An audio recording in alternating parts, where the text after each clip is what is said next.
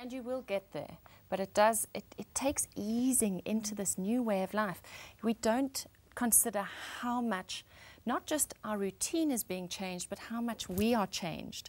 This is a common problem. Bringing this baby into the world, you cannot remain unchanged. There's a whole chemistry going on here. Sure. You're feeling emotions you have never, ever felt before. So I think the kind of things that we need to look at to help us cope are things like routine.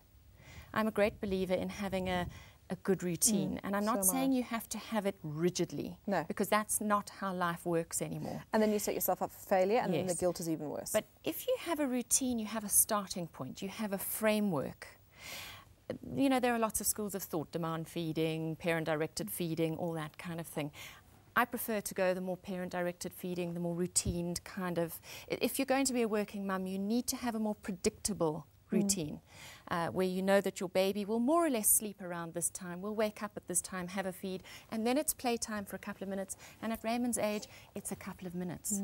It's maybe 20 minutes that he will actually be alert enough to have any kind of playtime. And playtime is rocking him and singing to him and crooning him and you know, moving him really, and carrying him around the house and talking to him. These are things we can do. This is not rocket science. This is just basic motherese. And it's not extra special, but it's about wanting to be in that space with him. And I'd say to be there when he wakes up, if you can, to try and time your arrival home so that it will more or less be bath time when you get home. So you've got the pleasure of being involved in that bath time, which is kind of playtime. And his awake time. And his awake time.